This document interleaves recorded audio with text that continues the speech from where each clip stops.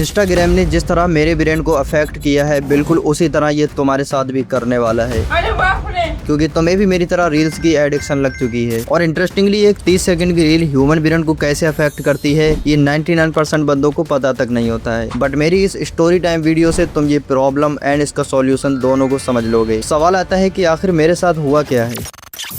तो ये कहानी शुरू हुई जब मोदी जी ने टिकटॉक को इंडिया से बैन किया। भाई ने लाइफ के अंदर पहला अच्छा काम किया था। उस टाइम मेरा brain fully creative and focused रहता था। नए नए बिजनेस एंड क्रिएटिव आइडियाज आते थे। बट मेरे जैसे करोड़ों भारतीयों के ब्रेन को अपने प्लेटफॉर्म का एडिक्ट बनाने के लिए इंस्टा अपने रील और यूट्यूब अपने शॉर्ट फीचर पर काम कर रहे थे, जो देखते ही देखते भारत में कोरोना वायरस की तरह फैल गया। गल्ले पे बैठे लाला से लेकर फैक्ट्री में काम कर रहे काला तक सब के सब स्क्रोलिंग में बिजी रहने लगे, और मैं भी उन्हीं में से एक था। इनफैक्ट मैं स्क्रिप्ट लिख रहा हूँ और एक बंदा मेरे पास बैठ के रील देख रहा है।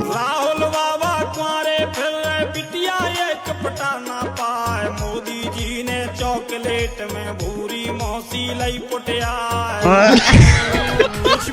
वैसे तो मैं कोई चूतिया नहीं था जो इनके प्लेटफॉर्म का एडिक्ट बन जाता, बट प्लेटफॉर्म वालों ने मुझे और मेरे जैसे हर बंदे को अपने प्लेटफॉर्म का एडिक्ट बनाने के लिए एक डार्क साइकोलॉजिकल ट्रिक का यूज किया, एंड दैट इज हॉबीज।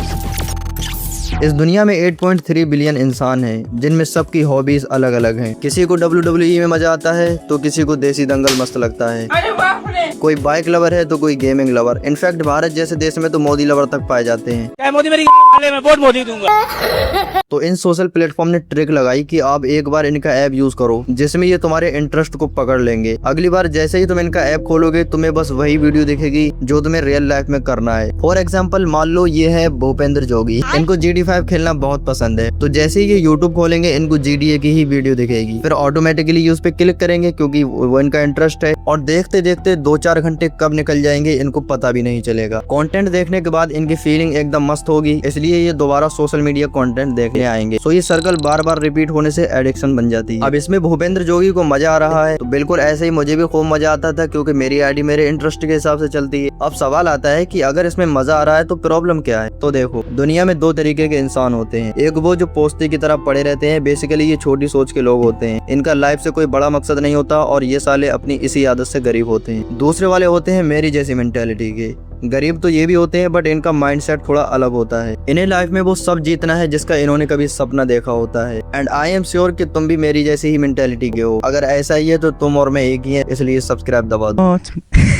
अब ये जो सेकंड मेंटेलिटी के हैं, इनको लाइफ में प्रोडक्टिव रहना है, अपने गोल्स के पीछे भागना है। सो दैट पूर माइंड से जिस चीज को सोर्स ऑफ एंटरटेनमेंट समझता है, वहीं हम जैसे लोग उसे डिस्ट्रैक्शन मानते हैं। जैसे कि एक दिन मैं रील्स देख रहा था, देन आई रियलाइज कि यार ऐसा कब तक चलेगा, क्या लाइफ में कुछ बड़ा नहीं करना। अंदर से आवाज आई, हाँ यार करना तो बहुत कुछ है अभी। फिर मैंने रील काटी और लग गया फुल फोकस के साथ अपने गोल की तरफ, यानी कि कंटेंट क्रिएशन। मैं अपने काम में पूरा फोकस्ड था, कोई भी चीज मुझे रोक नहीं सकती थी। 10 मिनट के बाद मैं फिर से रील देखने लगा।